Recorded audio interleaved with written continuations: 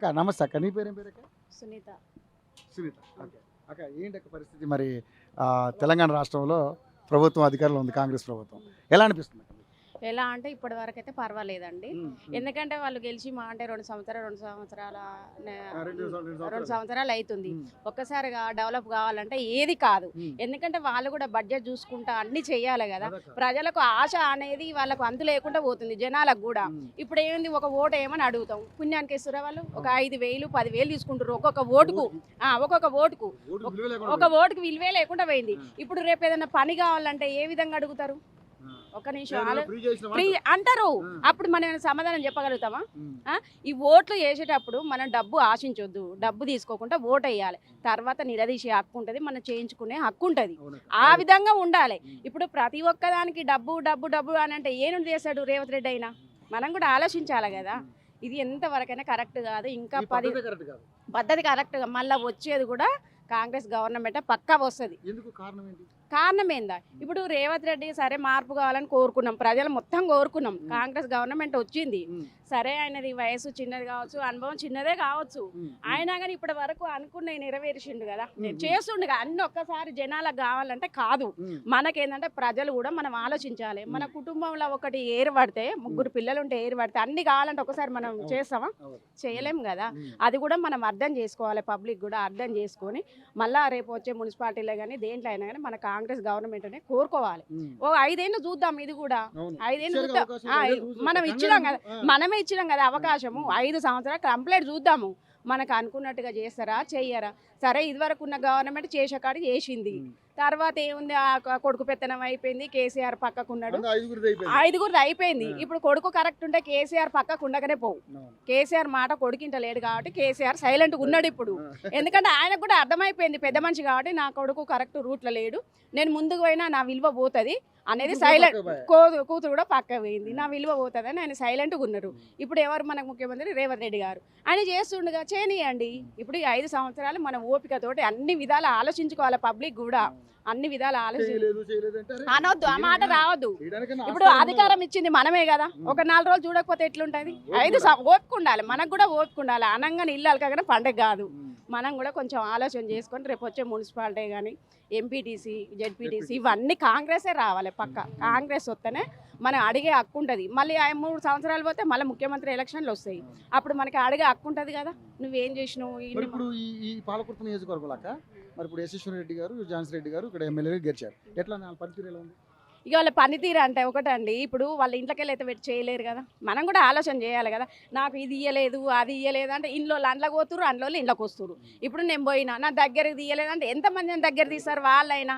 ఇప్పుడు నాకు మస్తుగా కోరికలు ఉంటాయి, తీర్చాలంటే తీరుస్తారా? వాళ్ళు జనాలను చూసుకోవాలి కదా, నా ఒక సొంత కోరికనైతే చూడరు కదా, గొంతమ్మ కోరికలు తీర్చలేరుగా.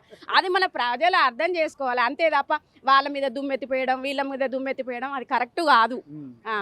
ఇప్పుడు మహిళలకి బస్ ఫ్రీ పెట్టారక, ఉచిత కరెంటు పెట్టిరు, పర్వాలేదండి. ఇంత తొందరగా ఇవన్నీ చేసిన సన్న బియ్యం అండి, ఇప్పుడు సన్న బియ్యం తింటురు జనాలు. అది ఎవరి ఇది? సీఎంఏ కదా, రేవంత్ రెడ్డి గారి ఆశీర్వాదమే కదా. మనం తినుకుంటా తినే అన్నంలో మట్టి పోసుకోవద్దని ప్రజలను కూడా కోరుకుంటున్నా.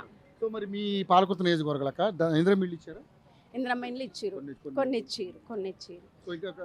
సెకండ్ విడత థర్డ్ విడత ఉన్నాయి కదా అండి, అవి కూడా ఇస్తారు. ఎందుకంటే ఇప్పుడు ఎలక్షన్ల కోడ్ పడ్డది కాబట్టి అవి కూడా అమలు చేయలేకపోయారు వాళ్ళు. ఇప్పుడు మనం గవర్నమెంట్ కూడా అనడానికి లేదు కదా. ఇప్పుడు ఇండ్లకు ఓటు పోగానే మాకు ఇది ఇచ్చినవా అది ఇచ్చినవా అందరికి ఒకసారి ఇవ్వాలంటే గవర్నమెంట్ ఏ నుండి తెచ్చిస్తుంది? ప్రతి ఒక్కరికి అయితే ఇయ్యలేరు కదా, కోటి మందికి ఇయ్యరు కదా. అది ఇప్పుడు ఏంటంటే జనాలకు కూడా కొద్దిగా ఆశ అనేది లేకుండా పోతుంది. పబ్లిక్ కూడా జర అర్థం చేసుకోవాలి, మనము అధికారం ఇచ్చినాం, 5 సంవత్సరాలు ఓపికతో చూద్దాం ఎంతవరకు చేస్తాడు ఏంది చూద్దాం, ఇంకా 3 ఏళ్ళు చూద్దాం, ఉన్నది టైం ఉంది కదా, సగం కూడా కావాలి.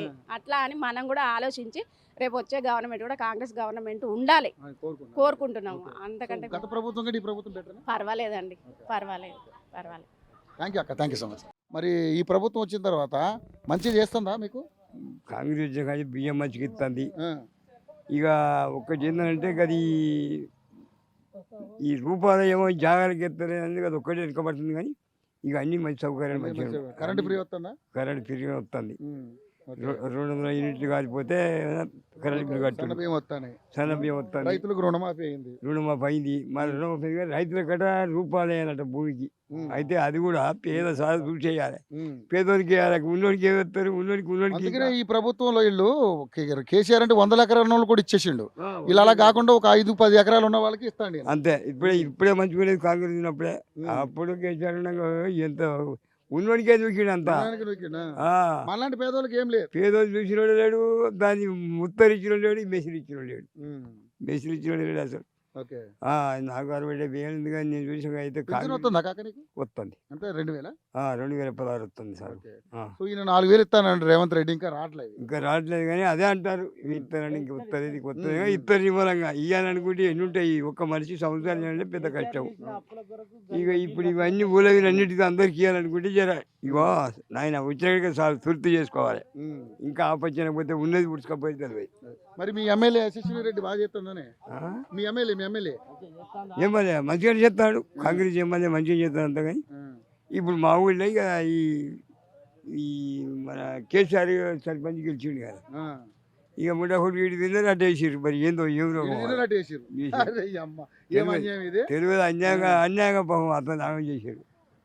తెలుసుకుంటారు వాళ్ళు కూడా, తెలుసుకుంటారు. కానీ ఇప్పుడు వార్డు నెంబర్లో వచ్చారు, సర్పంచ్ ఒకడే ఓడిపోయాడు. రేవంత్ రెడ్డి బాగా చేస్తాడు, మంచిగా చెప్తాను. మనీ ఇల్లు కూడా మంచిగా కట్టించాడు. ఆయన కట్టించే తిప్పసి అవి పూట ఆయన కొడితే కూతుంటే కానీ ఈయన ఘనంగా కట్టిస్తాడు. ఇప్పుడు మంచిగా 5 లక్షలు ఇస్తాడు. ఇంత కలుపుకోలేనా మంచిగా ఘనంగా కట్టుకుంటారు. పిల్లలు పోసి మంచిగా కట్టుకుంటారు. అవి ఏం పిల్లలు పోసిండో అవి సరిగా నీళ్ళే కొట్టే. పొలం ఉందా బాబాయ్?